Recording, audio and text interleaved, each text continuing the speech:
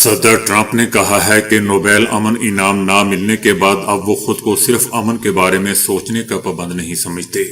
یعنی دوسرے الفاظ میں دوستو، صدر ٹرمپ کا کہنا ہے کہ اب میں نے دنیا میں امن لانے کا ٹھیکہ نہیں اٹھا رکھا، آپ مجھے نوبیل انعام تو دیتے نہیں۔ یہ بات انہوں نے ناروے کے وزیر اعظم کو لکھے گئے ایک خط میں کہی ہے جسے عالمی خبر رساں اداروں نے دیکھا ہے۔ صدر ٹرمپ نے دوستو اس خط میں گرین لینڈ پر مکمل امریکی کنٹرول کے مطالبے کو بھی دہرایا ہے اور کہا ہے کہ عالمی سلامتی اس وقت تک ممکن نہیں جب تک امریکہ کو گرین لینڈ پر مکمل اختیار حاصل نہیں ہو جاتا۔ صدر ٹرمپ نے خط میں یہ بھی لکھا کہ ان کے بقول انہوں نے 8 جنگیں رکوائی، اس کے باوجود نوبیل امن انعام نہیں دیا گیا، اس لیے میرے لیے یہ بہت ہی مایوس کن تھا، جس کے بعد اب میں صرف امن کے نقطۂ نظر سے کوئی بھی فیصلہ کرنے کا پابند نہیں ہوں۔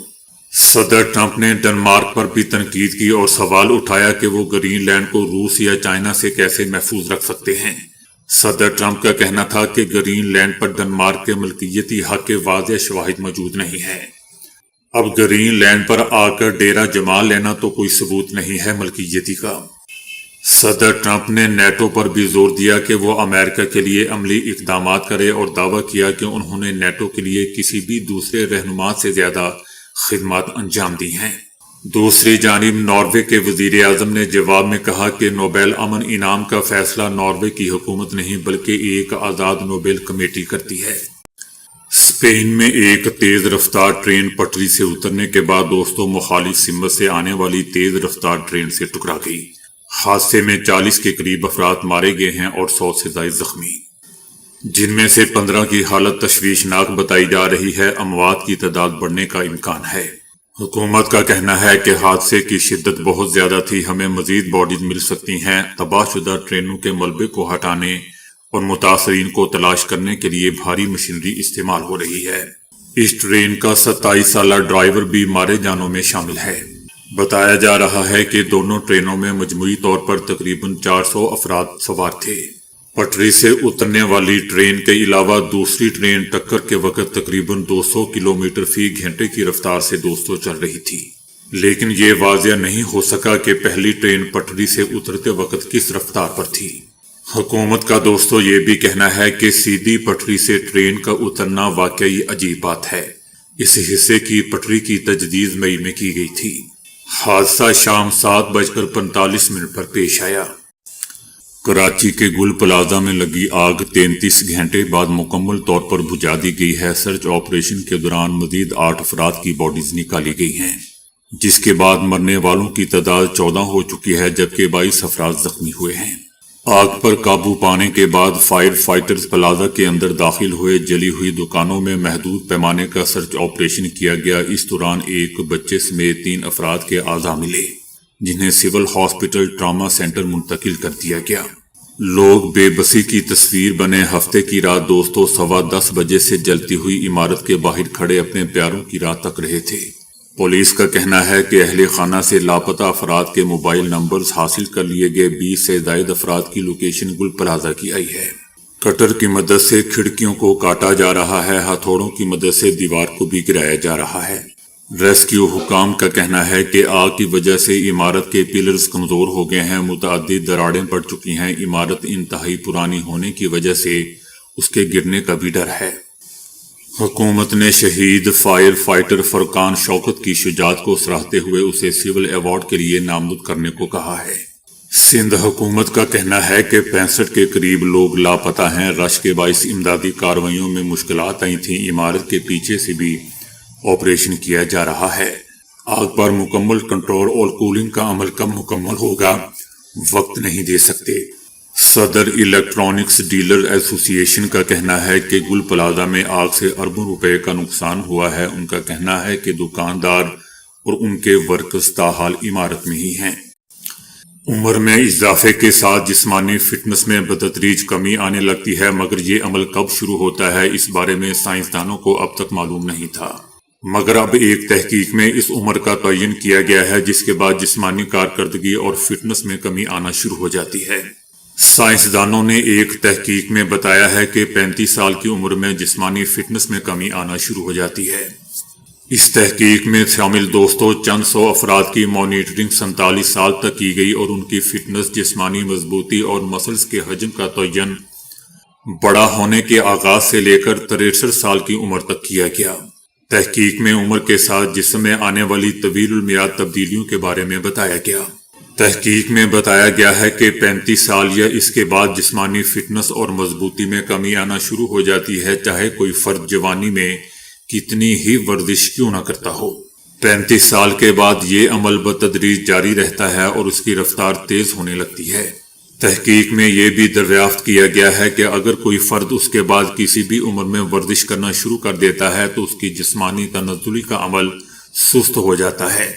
سائنسدانوں کا کہنا ہے کہ آپ کسی بھی عمر میں جسمانی سرگرمیوں کو معمول بنا سکتے ہیں اور نتائج سے ثابت ہوتا ہے کہ جسمانی سرگرمیاں فٹنس کی تنزلی کا عمل سست کر دیتی ہیں۔ سائنسدان ڈاکٹرز کا کہنا تھا کہ تنزلی کے عمل کو مکمل طور پر روکنا تو بہت مشکل ہے، مگر اسے سست کیا جا سکتا ہے۔ امریکہ اور یورپ کے درمیان سفارتی بحران میں شدت لاتے ہوئے امریکی وزیر خزانہ نے بیان دیا ہے کہ جزیرہ گرین لینڈ کو فوجی طور پر صرف تبھی محفوظ بنایا جا سکتا ہے جب وہ امریکہ کا حصہ بن جائے گا۔ وزیر خزانہ نے ڈنمارک اور یورپی یونین سمیت یورپی طاقتوں کو قطبی علاقے کو روسی اور چینی عزائم سے بچانے میں انتہائی کمزور قرار دیا۔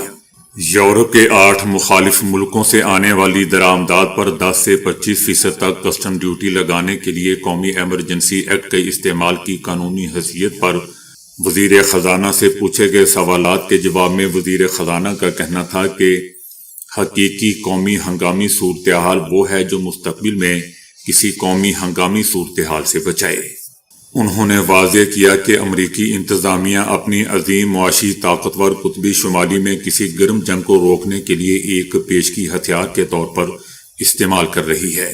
وزیر خزانہ کے خیال میں دوستو، امریکی کنٹرول ایک ایسا حفاظتی حصار فراہم کرے گا جس سے سب کو فائدہ ہوگا۔ امریکی وزیر خزانہ نے اس بات پر زور دیا کہ یورپی بالآخر یہ سمجھ جائیں گے کہ یہ راستہ گرین لینڈ براعظم یورپ کی سلامتی اور امریکہ کے لیے بہترین ہے کہ گرین لینڈ امریکہ کے قبضے میں آ جائے۔ جب امریکی وزیر خزانہ سے دوستو سوال پوچھا گیا کہ کیا فوجی آپشن اب بھی میز پر ہے جیسا کہ صدر ٹرمپ نے پہلے اشارہ دیا تھا، تو وزیر خزانہ کا کہنا تھا کہ انہوں نے اس بارے میں صدر ٹرمپ سے براہ راست بات نہیں کی۔ ان کا یہ بھی کہنا تھا کہ معاشی دباؤ ہی مذاکرات کا موجودہ ذریعہ ہے۔ وزیر خزانہ کا دوستو یہ بھی کہنا تھا کہ اس بات کا قطعاً کوئی امکان نہیں ہے کہ سپریم کورٹ صدر کے ان ڈیوٹیز کو عائد کرنے کے اختیارات میں مداخلت کرے گی۔ وزیر خزانہ نے دوستو چائنا کے ساتھ موجودہ صورتحال کو بھی مستحکم قرار دیا، لیکن ان کا کہنا تھا کہ طاقت کے توازن میں کسی بھی بگاڑ کی صورت میں صدر ٹرمپ فوری کارروائی کے لیے تیار ہوں گے، چاہے آگے چائنا ہی کیوں نہ ہو۔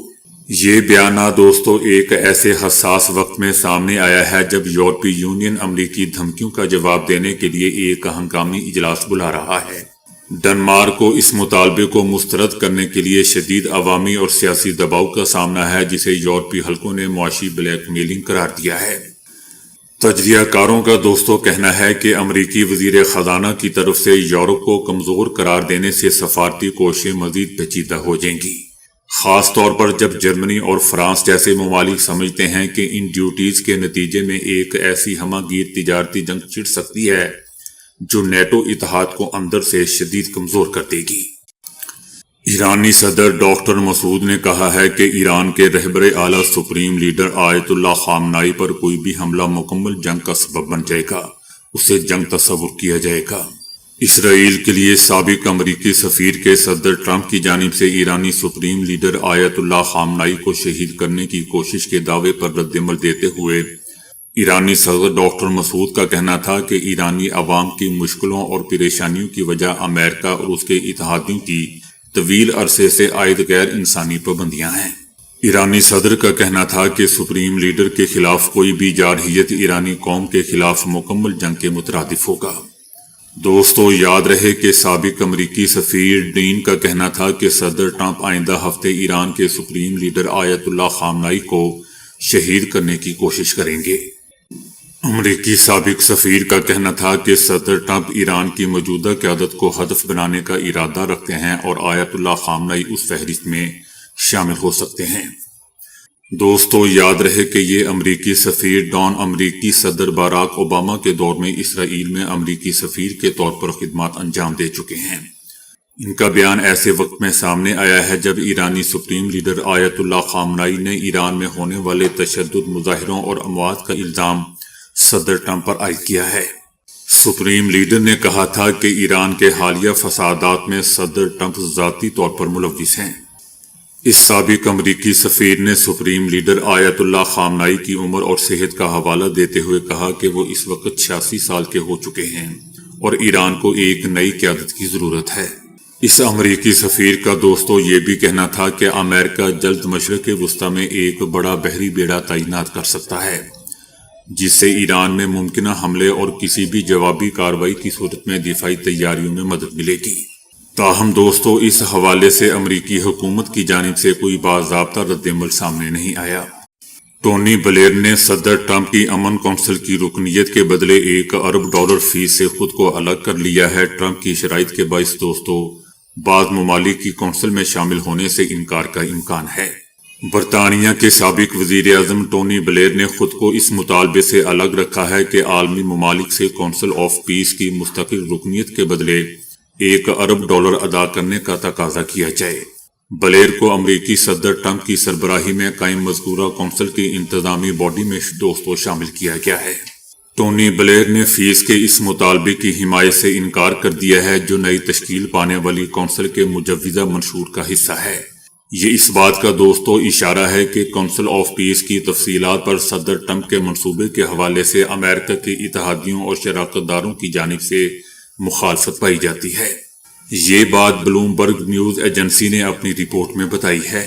ٹونی بلیر نے کہا ہے کہ $1 ارب کی فیس سے متعلق کسی بھی قسم کے سوالات صدر ٹرمپ کی انتظامیہ سے کیے جائیں، نہ کہ مجھ سے۔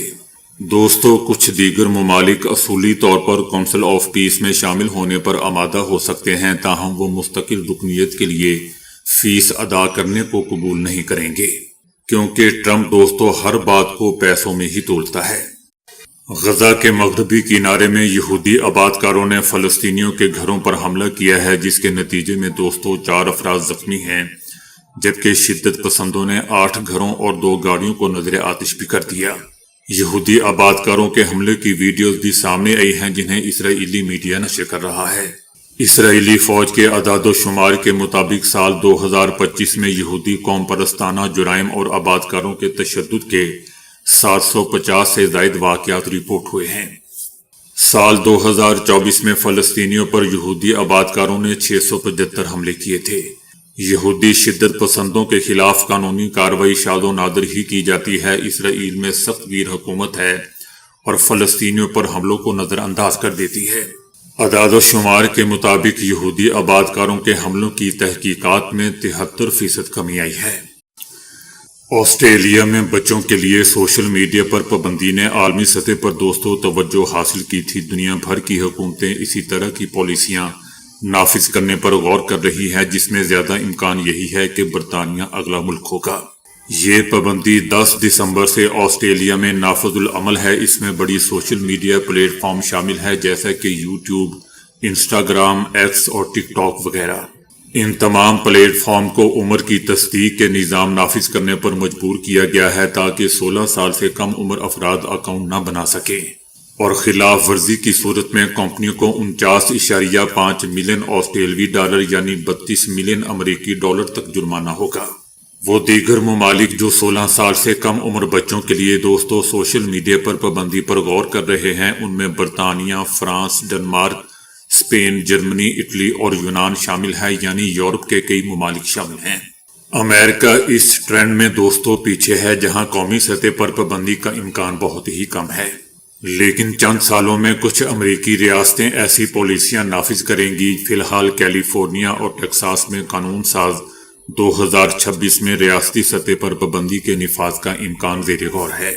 تاہم دوستو ایسی پابندی نافذ کرنے والی حکومتیں ٹیکنالوجی کی بڑی کمپنیوں کی مزاحمت کا سامنا بھی کر سکتی ہیں، ان کے کیسز کا سامنا کر سکتی ہیں۔ ان تمام حکومتوں کا کہنا ہے کہ ہم مسلسل دیکھ رہے ہیں کہ جتنا زیادہ وقت بچے اسمارٹ فون اور سوشل میڈیا پر گزارتے ہیں، اتنے ہی زیادہ منفی اثرات ان کی ذہنی صحت پر پڑتے ہیں۔ امریکہ اور ایران کے درمیان گزشتہ دنوں دوستوں عروج پر پہنچنے والی کشیدگی کے دوران ایک نئی پیش رفت سامنے آئی ہے، جس میں انکشاف ہوا ہے کہ ایک خفیہ پیغام نے خطے کو ایک بڑی عسکری کارروائی سے بچا لیا۔ امریکی اخبار واشنگٹن پوسٹ کی رپورٹ میں بتایا گیا ہے کہ گزشتہ ہفتے کے وسط میں ایک ایسی رات بھی آئی جب پورا خطہ شدید مشکل اور بے چین میں مبتلا تھا۔ تاہم ایران کی جانب سے بھیجا گیا ایک خفیہ ٹیکسٹ پیغام امریکی صدر ٹرمپ کو ایران کے خلاف وسیع پیمانے پر فوجی حملوں کا حکم دینے سے روکنے کا باعث بنا۔ واشنگٹن پوسٹ لکھتا ہے کہ یہ ممکنہ کارروائی ایران میں عوامی احتجاج کو کچلنے کے رد عمل میں کی جانی تھی، تاہم آخری لمحے میں حالات نے نیا رخ اختیار کر لیا۔ واشنگٹن پوسٹ دوستوں لکھتا ہے کہ امریکہ نے ایران کی جانب سے صدر ٹرمپ کی مقرر کردہ سرخ لکیر عبور کیے جانے کے بعد جو مظاہرین کے تحفظ سے متعلق تھی، جوابی کارروائی کے لیے اپنی عسکری تیاریاں مکمل کر لی تھیں۔ ان تیاریوں میں سینٹرل کمانڈ کے دائرہ کار میں آنے والے علاقے کی جانب جنگی بحری جہازوں کی تعیناتی اور قطر میں واقع العدید بیس پر الرٹ کی سطح پر اضافہ شامل تھا۔ اسی دوران CIA کے سربراہ نے صدر ٹرمپ کو خفیہ زمینی رپورٹس اور ویڈیو فوٹیج سے آگاہ کیا جن میں ایرانی مظاہرین کے خلاف اقدامات کی تفصیل موجود تھی۔ رپورٹ میں انکشاف کیا گیا کہ ایرانی وزیر خارجہ عباس عراقچی نے پس پردہ رابطے کے ایک ذریعے کا سہارا لیتے ہوئے امریکی خصوصی ایلچی کو ایک ٹیکسٹ پیغام بھیجا۔ اس پیغام میں ایران کی جانب سے مظاہرین کو مارنے کو فوری طور پر روکنے اور احتجاجی تحریک کے تقریباً 800 گرفتار رہنماؤں کے خلاف طے شدہ سزاؤں کو منسوخ کرنے کی غیر متوقع یقین دہانی کروائی گئی تھی۔ امریکی حکام کے حوالے سے دوستوں بتایا گیا ہے کہ اس پیغام نے صورتحال کو دھماکہ خیز رخ اختیار کرنے سے روک دیا۔ صدر ٹرمپ نے ایران کے وعدوں پر عمل درآمد کا جائزہ لینے کے لیے فوجی کارروائی مؤخر کرنے کا فیصلہ کر لیا اور بعد میں صحافیوں سے گفتگو میں کہا کہ ہم دیکھیں گے اور انتظار کریں گے۔ ساتھ ہی یہ بھی اشارہ دیا کہ انہیں دوسرے فریق کی جانب سے تشدد رکنے کی اطلاعات ملی ہیں۔ واشنگٹن پوسٹ کی دوستوں اس رپورٹ میں امریکی انتظامیہ کے اندر بھی شدید اختلافات کی نشاندہی کی گئی تھی۔ ایک جانب سخت گیر حلقے ایران کو کمزور کرنے کے لیے موقع کی تلاش میں تھے اور کہہ رہے تھے کہ حملہ کر دینا چاہیے، جبکہ دوسری جانب گروپ نے خبردار کیا کہ مکمل جنگ عرب اتحادیوں کے استحکام کو خطرے میں ڈال دے گی۔ دوسری جانب ایران نے بھی سرکاری سطح پر ان خبروں کی تردید کرتے ہوئے کہہ دیا کہ اجتماعی سزاؤں سے متعلق اطلاعات گمراہ کن ہیں اور ان کا مقصد امریکی رد عمل کو بھڑکانا ہے۔ دوستو یہ تمام پیش رفت ایسے وقت میں سامنے آ رہی ہیں جب ایران شدید معاشی بحران کا شکار ہے۔ تجزیہ کاروں کا کہنا ہے کہ دہائیوں میں سب سے بڑے عوامی احتجاجات پھوٹ پڑے ہیں، اور یہ بھی بتایا جا رہا ہے کہ اگرچہ خفیہ پیغام کے بعد عارضی سکون دیکھنے میں آیا ہے، تاہم ذرائع اس بات پر بھی زور دے رہے ہیں کہ امریکی فوجی آپشن، جس میں جوہری اور میزائل تنصیبات کو نشانہ بنانا بھی شامل ہے، اب بھی زیر غور ہے۔ بھارتی خفیہ ایجنسی را کے سابق سربراہ AS دولت نے کہا ہے کہ مقبوضہ وادی کی صورتحال پر مودی حکومت کو کوئی پرواہ نہیں ہے۔ سابق را چیف کا کہنا تھا کہ کشمیر میں موجودہ سیاسی صورتحال میں بے بسی کا احساس غالب ہے اور بھارت کو کشمیر اور کشمیریوں کے حالات کی کوئی خاص فکر نہیں ہے۔ ان کا کہنا تھا کہ کشمیر اس وقت جمود کا شکار ہے اور کشمیری صرف امید کے سہارے زندہ ہیں۔ AS دولت کا دوستوں مزید کہنا تھا کہ واجپئی کے دور کی BJP اور نریندر مودی کی BJP میں زمین آسمان کا فرق ہے۔ سابق وزیر اعظم اٹل بہاری واجپئی کشمیر کے مسئلے کے حل میں پاکستان کے ساتھ سنجیدہ دلچسپی رکھتے تھے، جبکہ موجودہ مودی حکومت کو اس سے کوئی سروکار نہیں ہے۔ را کے سابق سربراہ کا کہنا تھا کہ کشمیریوں سے یہ علامتی سہارا بھی چھین لیا گیا، یعنی آرٹیکل 370 کی منسوخی۔ آرٹیکل 370 کے خاتمے کے بعد جس بڑے احتجاج کی توقع تھی وہ نہیں ہوا، بلکہ کشمیری خاموش ہو گئے، اور یہی خاموشی خوفناک ہے کیونکہ اس کے نتائج کا اندازہ مودی نہیں لگا رہا۔ انہوں نے بالی ووڈ فلموں میں مسلمانوں کو منفی کرداروں میں دکھائے جانے پر بھی شدید تنقید کی۔ بھارتی فلم انڈسٹری مسلمانوں کے خلاف نفرت پھیلا رہی ہے اور مذہبی تقسیم کا باعث بن رہی ہے۔ بھارت نے کئی بلین ڈالر کے معاہدے میں 114 فرانسیسی ساختہ رفیل لڑاکا طیارے خریدنے اور مشترکہ طور پر تیار کرنے کے منصوبے کی منظوری دے دی ہے، جس کا مقصد فضائی دفاع میں اہم خلا دور کرنا ہے اور پاکستان سے مزید رافیل طیارے تباہ کروانا ہے۔ حالانکہ دوستو، بھارت کو چاہیے کہ اس سے آدھے سے بھی آدھا پیسہ اپنے پائلٹ کی ٹریننگ پر لگائے۔ بہرحال یہ خریداری بھارتی فضائیہ کے لیے ایک اہم اضافہ ہوگی، جس کے لڑاکا طیاروں کا زیادہ تر روسی نژاد بیڑا کم ہو رہا ہے۔ بھارتی ساختہ طیاروں کے ساتھ معیار کی یقین دہانی کے مسائل پر برسوں مذاکرات کرنے کے بعد بھارت نے 2015 میں فرانس سے 126 رافیل لڑاکا طیارے خریدنے کا معاہدہ منسوخ کر دیا تھا۔ بتایا جا رہا ہے کہ فرانسیسی صدر میکرون اگلے ماہ بھارت کا دورہ کرنے والے ہیں۔ اگرچہ روس بدستور بھارت کو ہتھیاروں کا سب سے بڑا فراہم کنندہ ہے، لیکن بھارت نے گزشتہ 3 سالوں کے دوران روس سے اپنے فوجی ہارڈ ویئر کی خریداری کم کر دی ہے۔